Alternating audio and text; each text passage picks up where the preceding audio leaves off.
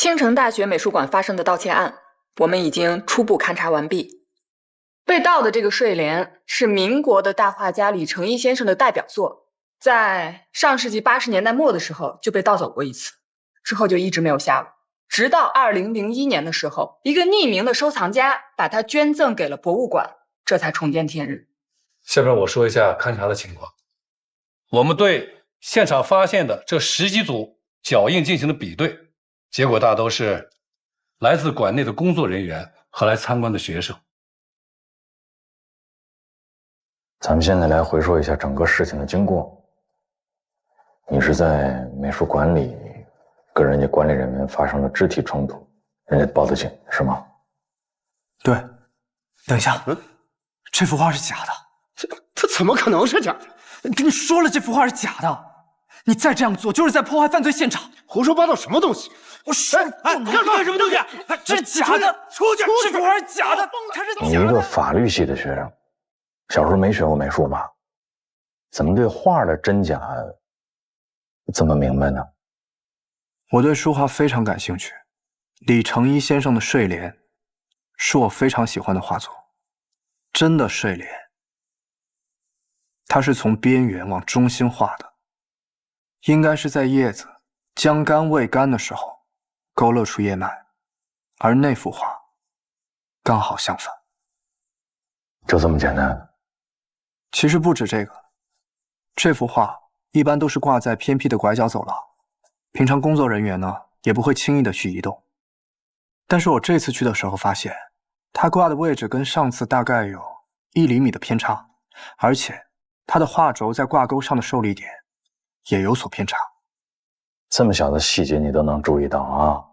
别人可能注意不到，但是我毕竟去过那么多次。睡莲被偷，庄文杰的嫌疑最大。他每天都去看画，一看就是半个小时，而且我去学校调查过，庄文杰确实有问题。去年学生宿舍发生过一起盗窃案，有个学生放在宿舍里的电脑不见了，其他人都怀疑是庄文杰偷的。报案了吗？没有，因为没有证据。而且奇怪的是，东西很快就还回去了，当时怎么丢的不清楚，这是保卫处向我介绍的。而且他们还说，在还电脑的这段时间里，只有庄文杰进出过宿舍，但是走廊里没有监控，人家自己也不承认偷过东西。再加上还有1年就毕业了，这孩子平时学习成绩挺优秀的，最后也就不了了之了。但也就是因为这件事，他跟宿舍里的人产生了隔阂。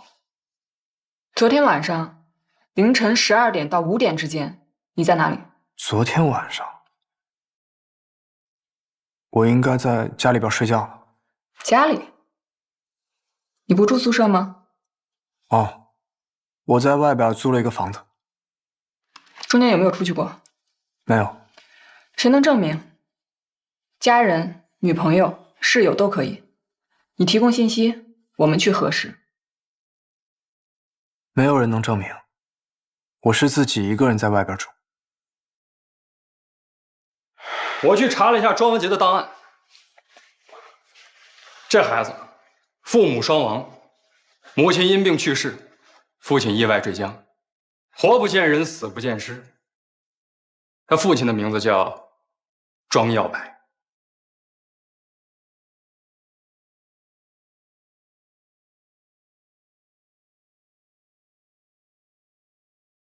这人一家子都不简单，盗贼世家。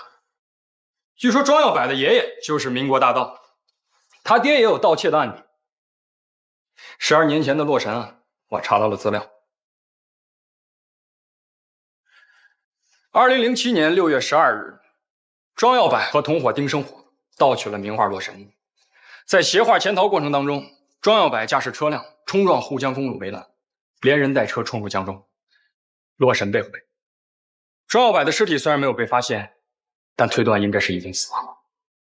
青城市环江区环江公路58公里处，牌照为轻 K97581的非营运小型汽车，在行驶至事故地时失控。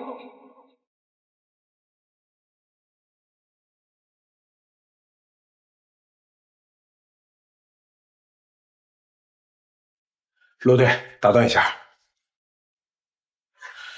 老瓦，你们科小刘又立功了，刚才我们在对赝品进行光线测试的时候，有了新的发现。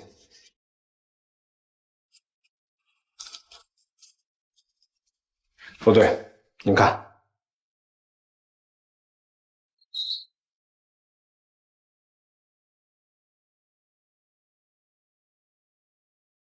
看这儿。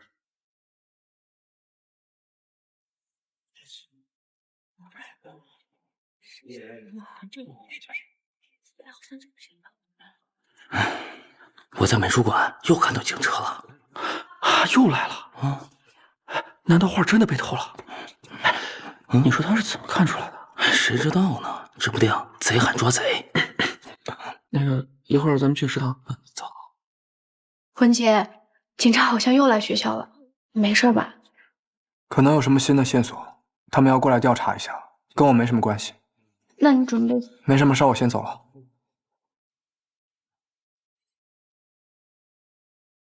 文杰，是。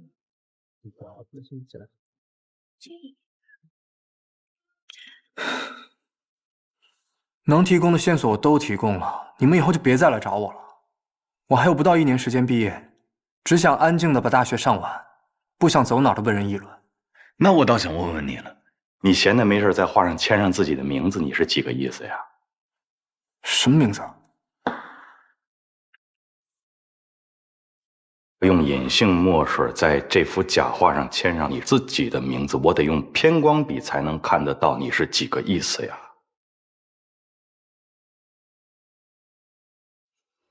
庄文杰，我们之所以现在没有把你带到局里，我是选择在这个地方陪着你聊天，是因为你的笔迹我对过了，签名确实很像，但是也确有不同。因为这件事，你已经不是一个简单的报案人了，所以我现在需要你提供给我你已知的全部信息，一丝一毫都不要有隐瞒，听明白了吗？来，现在告诉我，最近你见过哪些可疑的人、可疑的事儿？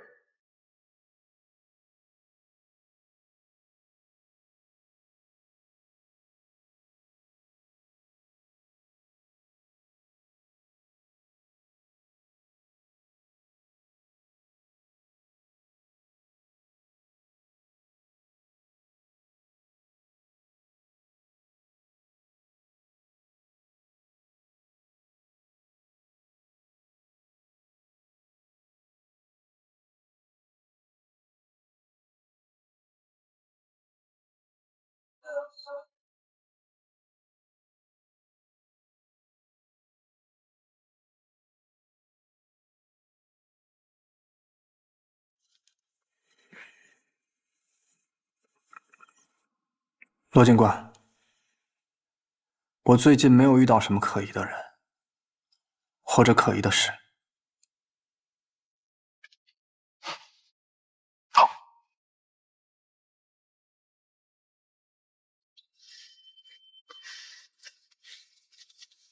最近没有，不代表以后也没有。如果有，并且把你牵扯到案子里，他们都是有目的性的。可能不是针对你，但是会不会针对你的家人？我没有家人。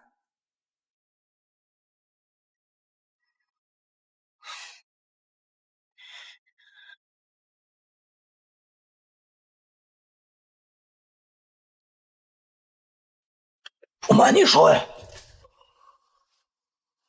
我调了你的档案，对你的家庭背景、成长经历都很清楚。所以呢？所什么疑啊？首先，我就没有因为你的家庭背景怀疑你。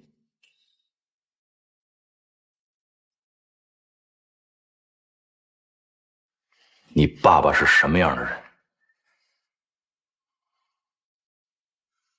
不代表你就是什么样的人。我知道你想尽量跟你爸爸撇清关系，但是保不齐就会有人因为他专门找上你，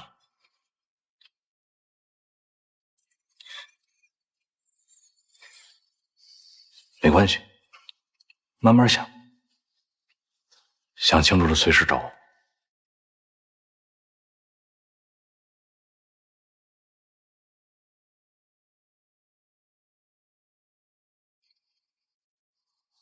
还有，不管你过去经历过什么，想要彻底摆脱黑暗，最好的方式就是努力，让自己站到有光的一边。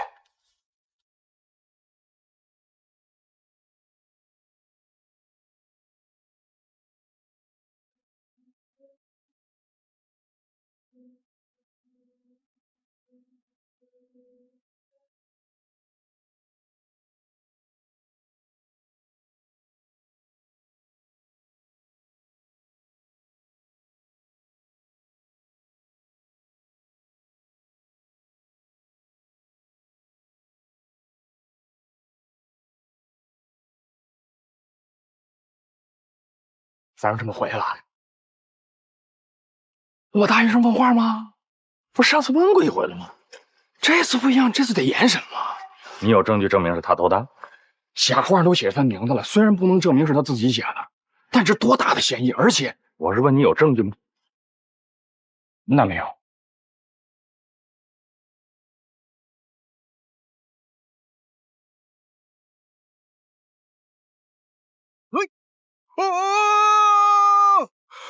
胖头孙，每次都这样有意思吗？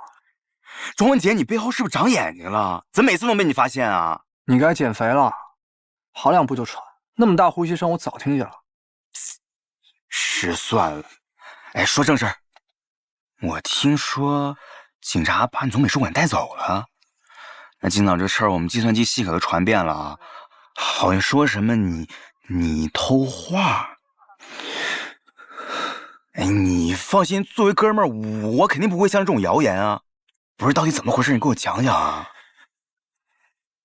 一句两句的，说不清楚。哎，行，我请客，边吃边说，走。大哥，你是不是疯了？非要趟这滩浑水啊？庄文杰，你聊。你知不知道我有多担心你？今天我听他们都在传说你在美术馆偷了东西，我都跟他们吵起来了。行了，其实不管你们怎么想，对我来说都无所谓。我们在现场的勘查中发现了一些情况。你上次来天台是什么时候？经过现场比对，这扇玻璃是最新密封的。不过密封的时间呢，我需要把这个玻璃胶带回队里检测才知道。但是我现在可以肯定，这扇窗户肯定是最近几天被人动过手脚。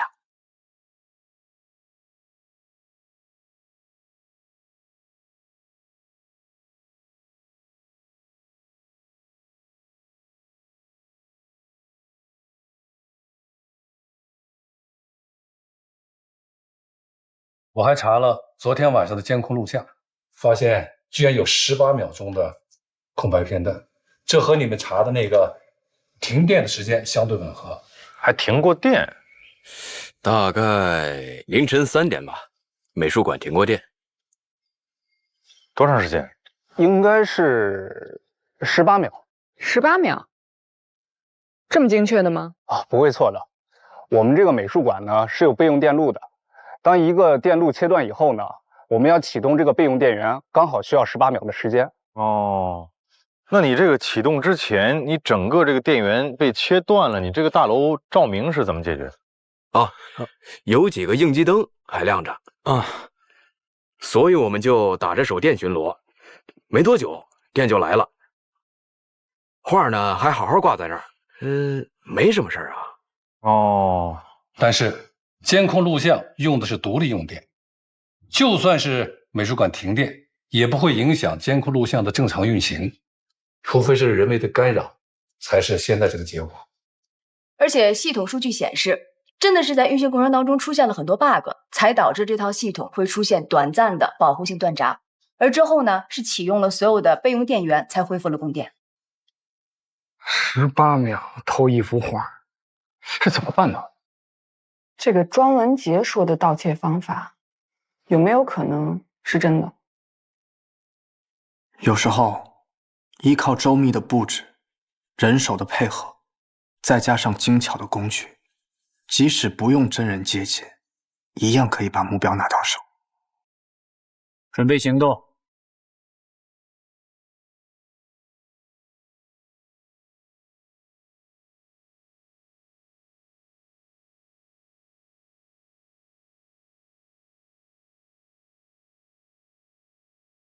3、2、1。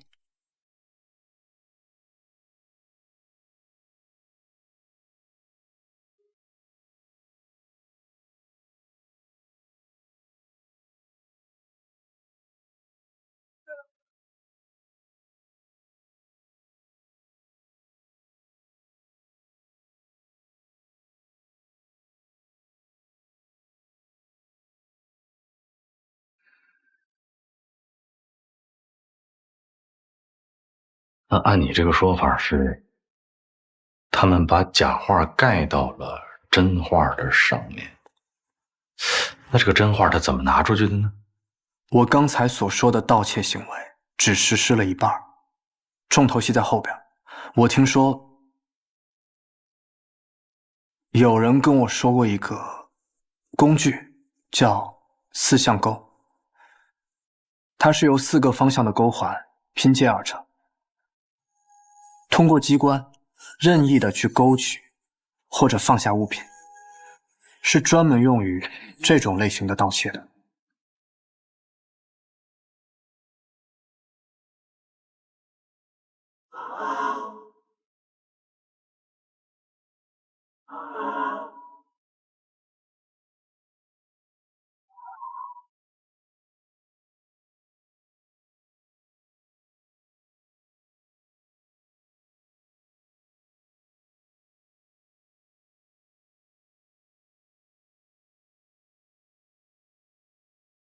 搞定。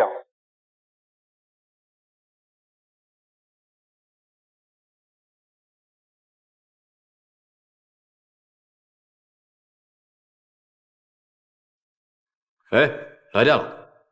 哎，你刚才有没有听到这边好像有什么动静啊？还是我听错了？好像没什么事儿，走吧。行，去那边再逛一圈。那这个团伙还真是训练有素，而且他们对时间的掌控要非常的精准，每个环节必须卡死点儿，才能完成你说的这种盗窃方法。如果配合默契，完成这一系列的动作，大概只要20秒。但是我们现在所有谈的都是基于你的个人的一个设想。您说的对，这确实只是个猜测。这四象钩长什么样呢？我也没有见过。哦，对，你是听别人说的。谁说的？小时候我听别人讲的故事。就是个故事。嗯。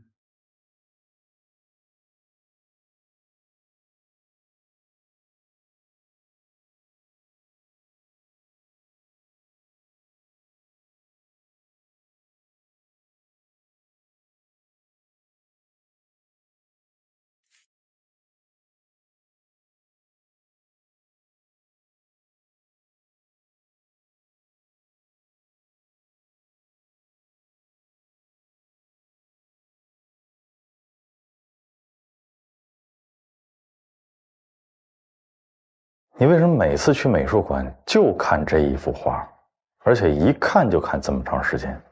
什么情况啊？我母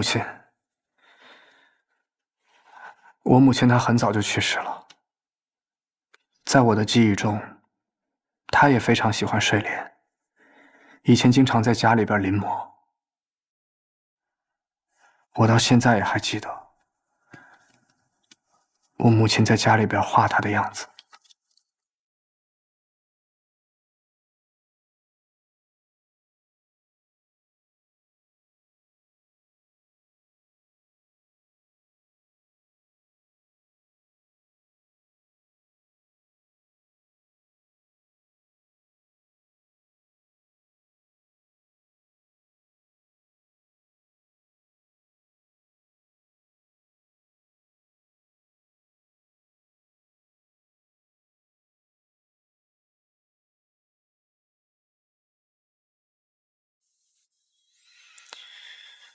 不管你过去经历过什么，想要彻底摆脱黑暗，最好的方式就是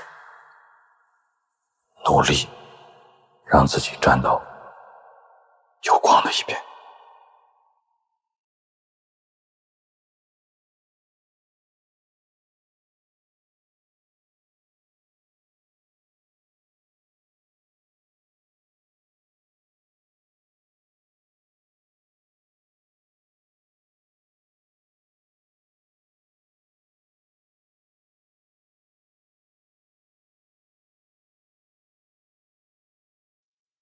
谁啊？进来。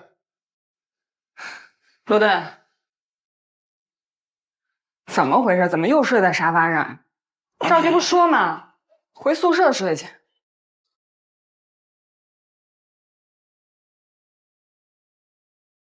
昨天干到3更半夜，时间紧，任务重啊。我看您平时任务不重的时候，也挺喜欢在沙发上睡。哎呀，我说，您是不是就懒得多走那2步路啊？哎，边儿去。杯子搁哪儿呢？我给您倒点水。老大，哎，庄家来了。你昨天说的对，假话上出现了我的名字，那我就不再是一个单纯的报案人了。其实昨天跟你们聊过之后，我想了很久，虽然对上一代的恩怨，或者是有谁想要陷害我这件事情上，完全没有头绪，但是我不想再被动等待他们的目的和身份浮出水面了。你想看这幅画也没什么用啊，用纸和颜料我们都找专家检测过了，都是民国货，都不能在古董市场上买到。查来源无异于大海捞针。我之前也说过，我对画画很感兴趣。在睡莲这幅画被展出来之后，我临摹了将近有17幅。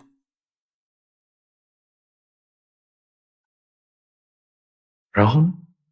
我在网上也搜集到一些对李成一先生画作很欣赏的画师，他们在临摹之后呢，都会交流一些心得和技巧。我发现经验不同、师承不同的画师，对于用料、颜料还有笔法，都有着不同的见解。所以我在想，如果今天我能够仔细的去看一看这幅赝品，是不是就能勾勒出那幅赝品背后画师的大概信息？你这说的这有的没的，你这就是故弄玄虚。罗队，他这是又丢烟雾弹，这影响咱的判断。好，那就去物证科把这个画拿出来，另外把专家方老请过来，有个专家看，咱们都踏实。方老师，我在网上查过了，有些仿作的画师呢，他会用到投影法，就是说利用投影仪将原作投射在宣纸上，照着这个图像去完全的复制它。投影仪，那不会有色差吗？有，这也是我所疑惑的。按道理来说，投影仪的投影会有严重的色差，但是这幅画它的色彩跟原作对比，简直可以说是以假乱真。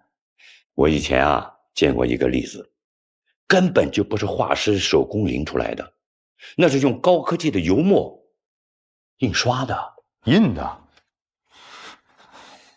喂，干什么呢？靠那么近！不是，我就是看看这宣纸有没有油墨反光。你看得懂什么？人家方老师在。方老师，方老师，哎，您请。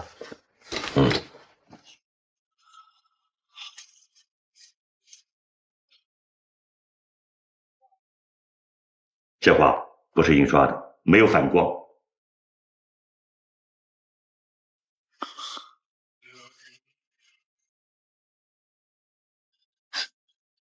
怎么了？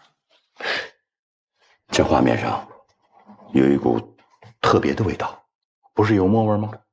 不是。什么味儿？是许康草，是一种植物颜料，可以提取花青。以前喇嘛绘制这个唐卡的时候，经常用到它，以提升这个画面的丰富和这个立体感。我拦您一句啊，真迹就是原作呀，也有这个味儿吗？以前我看过展出啊，绝对没有这个味。那您觉得现在什么人还会用许康草来画画呢？哦，这个啊，哎，街头画师。什么？街头画师？对，街头画师为什么要用许康草啊？刚才方老师不是说了吗？许康草可以提升画的立体感，还有饱和度。很多街头画师为了让顾客满意自己的肖像画，就会在颜料里边加入许康草这种材料，而且他们可以通过这种用传统手法画画的方式来宣传自己，给自己的生意搞点噱头。所以我认为这幅画十有八九是街头画师画的。你先别闹，等会儿这个当着方老师面，你别给我丢人啊！咱们这是赝品也好，真迹也罢，那毕竟是中国画。你街头画师画的什么？是素描，是水彩。罗警官，您还不够了解那帮街头画师，他们一个个都是卧虎藏龙，您不知道他们以前是学什么的，是干什么的。况且这幅画的笔法和街头画师特别的像。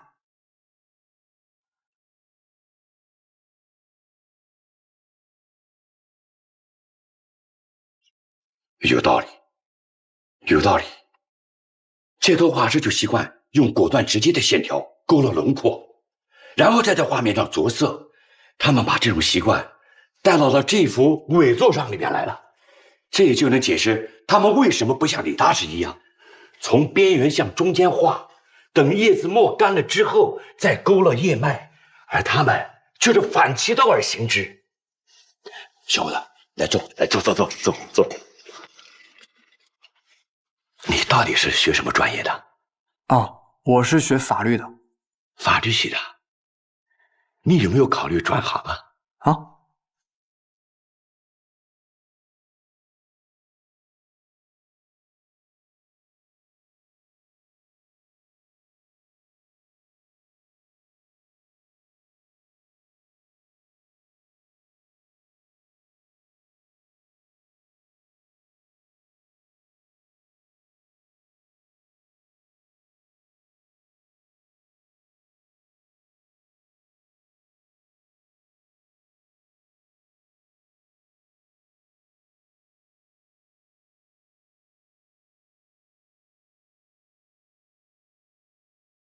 花销价，我这有便宜有贵的啊，便宜的15，贵的60，便宜的就行。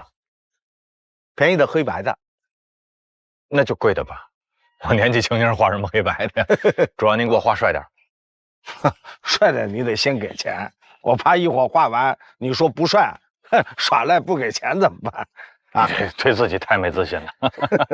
你对自个儿太自信了，你。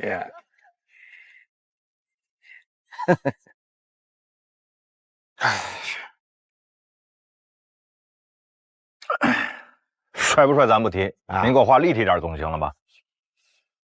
画不了立体。不是有一种这个配料，不是调料，不是颜料啊，叫许康草。内行，你一定是同行砸场子吧？还知道许康草呢？不存在，我就是理论型，联系不到实践。另外一个我不光想画人像，我想带着后边这个风景，您给我画成水墨风的，就这种。画不了。许康草，我是画人的，画景找老三。我们这帮人当中画景最好的是老三。谁老三？甭看他这2天没出摊，没做生意。怎么呢？前2天接了个活，还跟我们在显摆呢，说什么大活，我们这个不相信，吹牛吧你！快点啊！您知道他在哪儿吗？红了，漂亮！来，准啊，好了。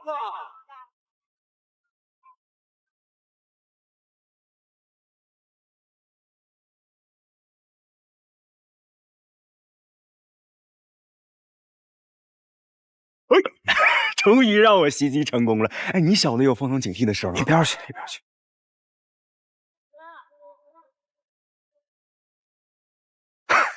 哎，平时懒得搭理人家，看见人被搭讪了，你这心里又不舒服了，是不是？你瞎说什么呢你？我只是觉得那人不像学校的。你管人是不是学校的呀？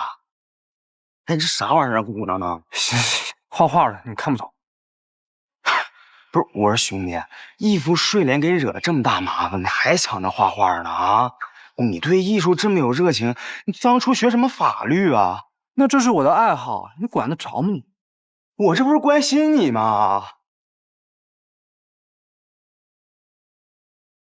我是真发财了，你看你管我怎么发的？我买彩票买中了行不行啊？啊，哎，等过一阵子呀，我带你去趟国外，我都想好了，去瑞典看极光。哎，我就在那个极光下头给你画一个极光美人图。哎，不行，现在不行，我得低调点儿，明白吧？过一阵子财不能露白啊，就这样，哎，你找谁呀？马老师吗？你谁呀？哎呦，慕名而来，跟您求幅画来了。哎呦，这怎么都找家里来？什么画啊？睡莲。那有人那边。不要！哎，老师，跟我们走一趟。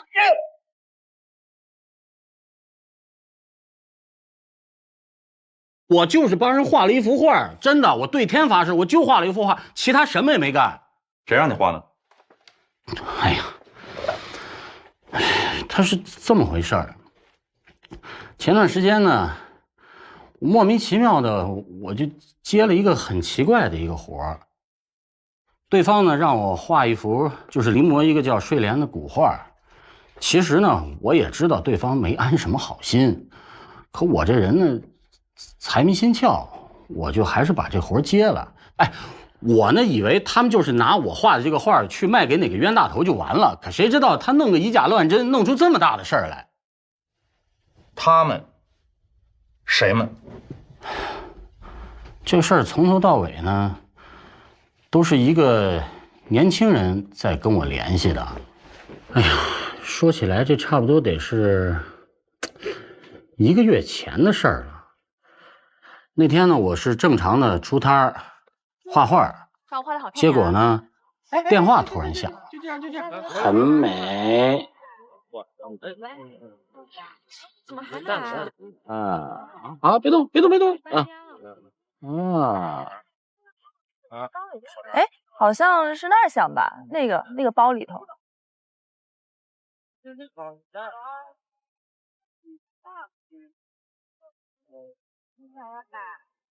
电话里这个人呢说有一笔大生意要照顾我，就让我给他临摹一幅画。其实啊，我之前也接过类似的黑活，可是像这次这么玄乎的这么个情况，我第一次碰见。怎么了？玄乎啊？怎么个玄乎法？哎，怎么说呢？就是感觉神出鬼没的。那你这找我干活，你得先付定金呢。没问题。啊，那地点呢？我们在哪儿见面？不用见面，东西已经给你了，就在。你开什么玩笑？我屁股。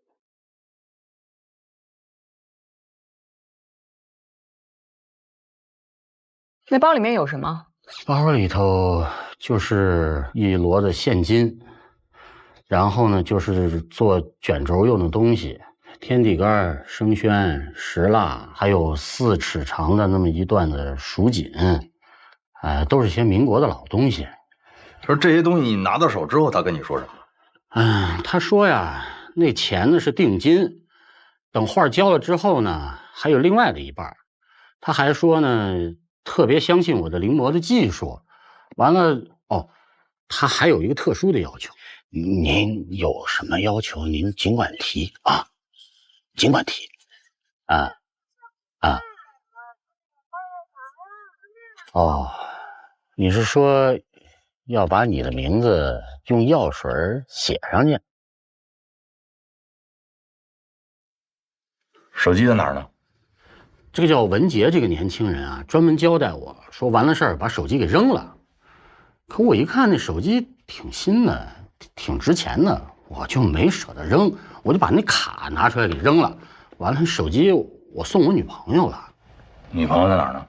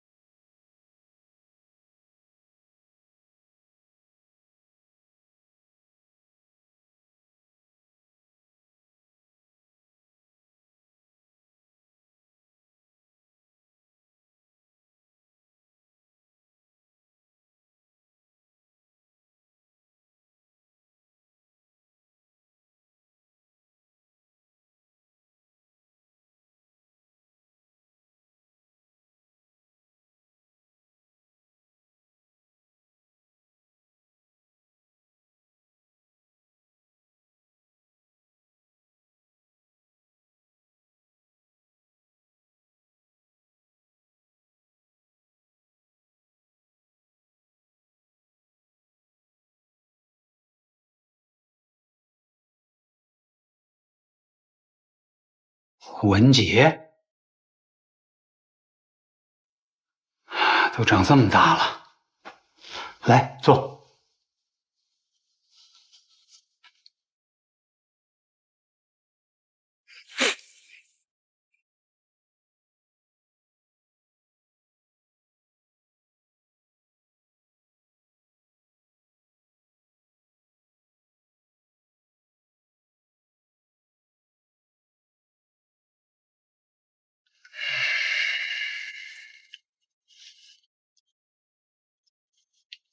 最近变谨慎了，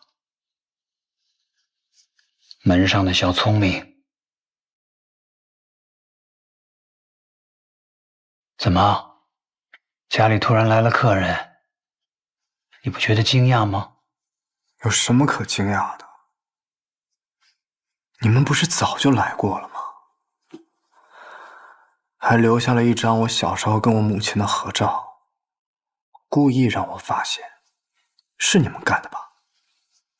完璧归赵，不用谢我。不是，你们究竟是谁呀？那个时候你还小，我先自我介绍一下，我姓丁，叫丁生火，算是你的长辈，你可以叫我丁叔。丁叔，把睡莲偷走了，又嫁祸给我，你究竟要干嘛？可我怎么听说睡莲被盗，你的嫌疑最大？马三供出来的嫌疑人还是庄文杰，这又兜回来了。毕竟马三没有见过对方，这就跟伪造签名一样。那个人自曝身份，很可能就是想嫁祸给庄文杰。别着急做判断，当务之急的，我觉得你们俩跑一趟，先找到马三女朋友，拿到手机，看看有没有通话记录。行，你说话是我偷的，你有证据吗？这可不能胡说。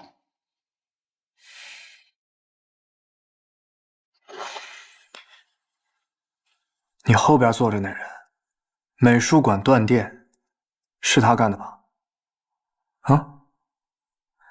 从我进门到现在，他已经不自觉地按压左手虎口6次。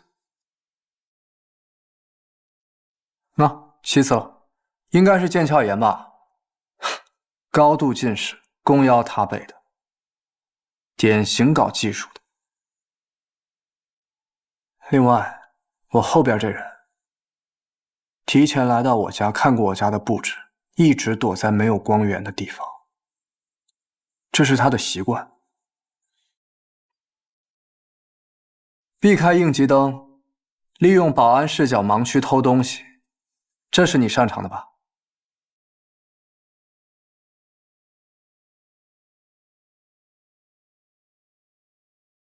真不错。眼光和你爸当年一样懂。你认识他？照片也是他给你的？你先别着急，照片我是怎么拿到的，我又为什么要交给你，这些我以后会慢慢和你解释。但在此之前，你得帮我一个忙。帮忙？不好意思啊，我不做贼。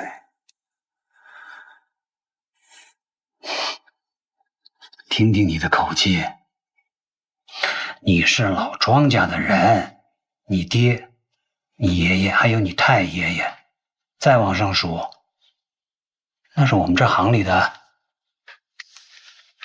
这个。你看不起贼？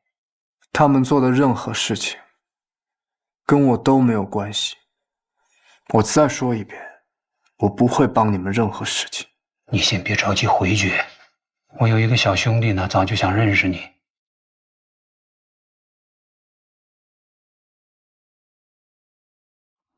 闹肚子，借了个厕所。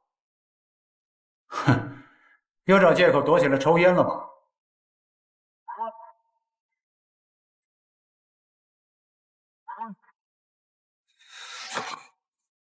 我警告你，你给我离他远一点！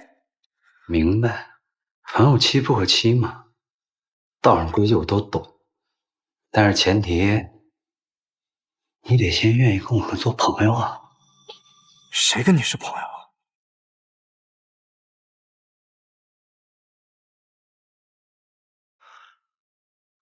有结果了吗？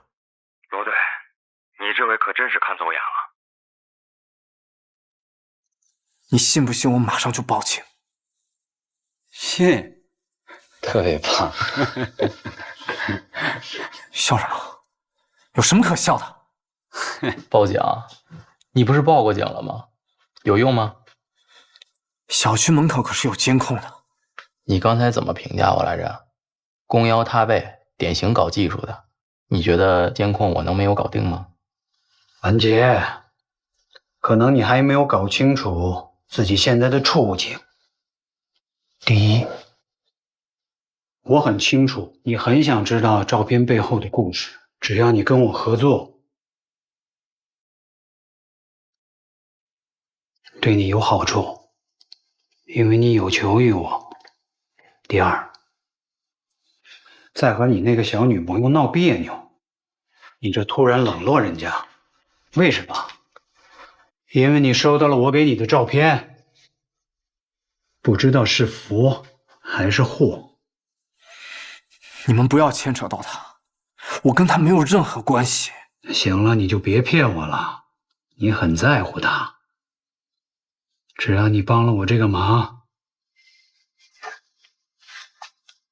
他就不会出事儿。第三，我刚才说是你的长辈，那我就要送你一件礼物。睡莲你不是很喜欢吗？我就把它留在这个屋里。你究竟想干什么？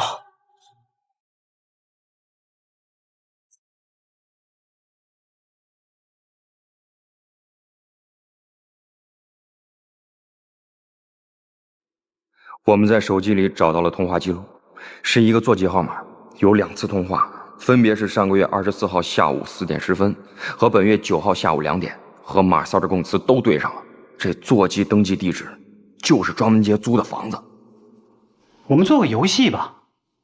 不瞒你说，我们一直盯着那个给我们做假话的人，他叫马三儿。1个小时前，警方抓住了他。我们是电话远程和马三联系的，以你的名义。有趣的地方来了，这个电话1个月前是从这儿拨出去的。警方审他要不了多长时间，查出这个座机地址呢也很快。刑警队到这儿，如果要是不堵车的话，大概40分钟左右。也就是说，这个马三一被抓，把你供出来，时间最短的情况下，警察叔叔还有20分钟就到了。虽然时间有点短，但是我留了一些小提示给你。你既然想知道照片背后的故事，那就得听我的。我再给你点时间找出这幅画。当然，如果你不想找的话，也可以。那你就赌一把，但我不敢保证警察会不会发现什么蛛丝马迹。想办法保住这幅画。等等，狄师傅，哎，别冲动，我劝你乖乖听话。想想小林同学，我会一直盯着你的。时间可不多了，加油，我的朋友。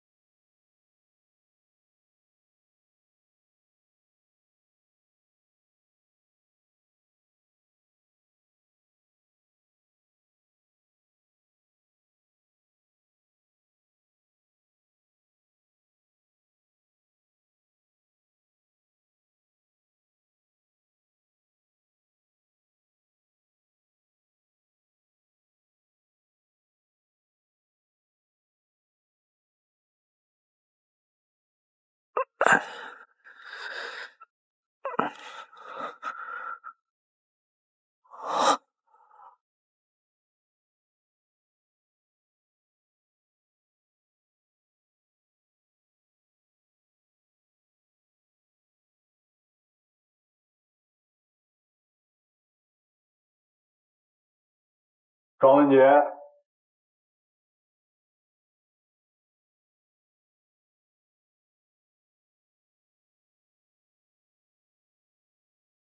哦，罗队长，这么晚了来找我，有什么事吗？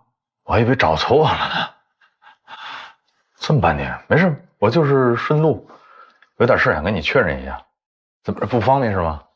没有，没有不方便，就是家里有点乱啊。那我不在乎，您请进了啊。好嘞。不乱啊，挺好。哎，你们学校不有宿舍吗？怎么还跑这儿单租一下？哦，这我不马上毕业了吗？啊，我寻思就是早点步入社会，就出来租房子了。然后这地儿离我打工的地方也近。挺好，挺敞亮的啊。有。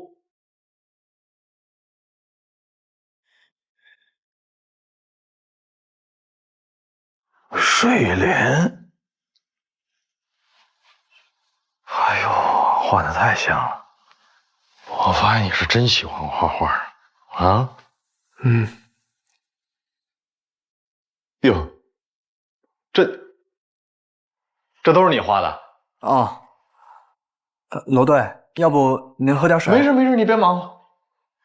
哎呦，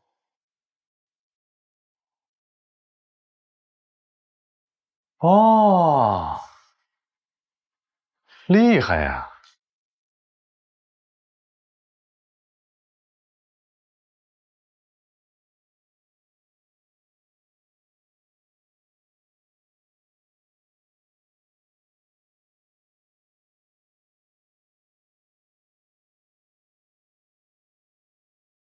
犯罪心理学，哈哈，哎呦，哈哈，啊，哎呦，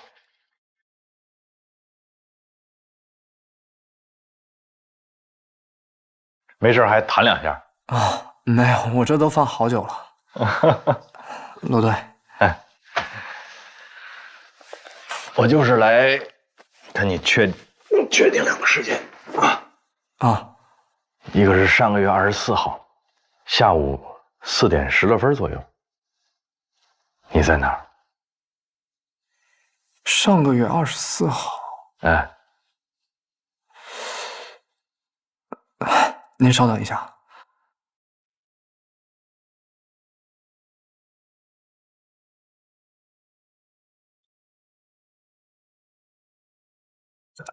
罗队啊，是上个月24号对吧？下午4点10来分左右。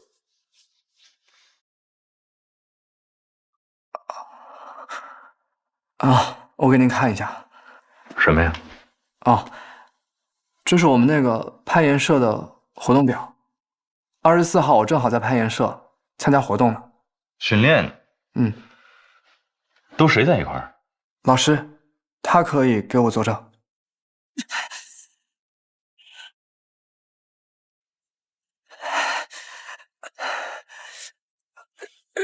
小庄同学，差不多了。这组攀登路线现在你还上不去，还得多练习啊。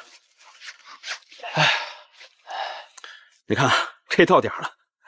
没事，老师，我再练一会儿。我提醒你啊，攀岩不是必修课，游泳才是。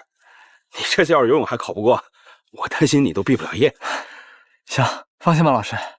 一会儿呢，我练完之后再把器材还回去。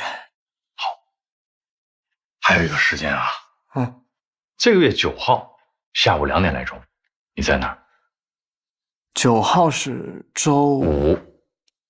啊，周五我应该是出去了。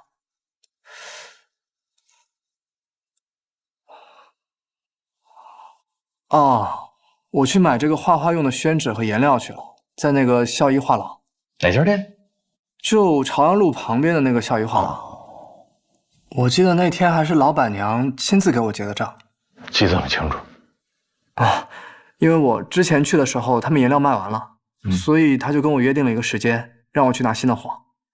哦，对，我还在日历上写了呢。有。哎呦，好习惯，向你学习。好，那以后有什么想起来问的，我再给你打电话。但是你有的时候手机经常信号不太好，你把这屋座机给我留下。座机啊？我家里没有座机。没有吗？你确定一下？那我确认一下啊。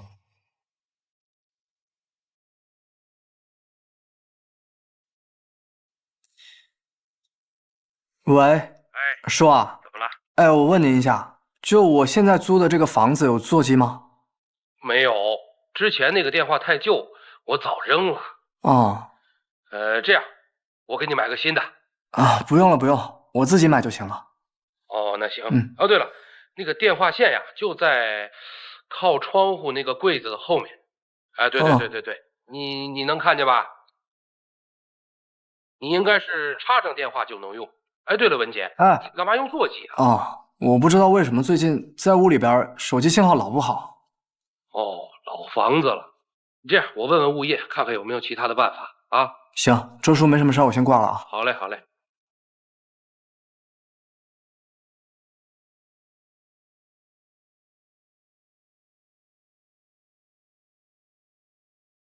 没用过，没用过。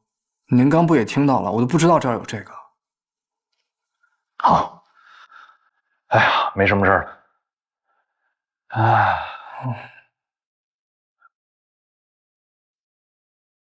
罗队，您找我问这些事情，是因为那2个时间点出了什么事儿吗？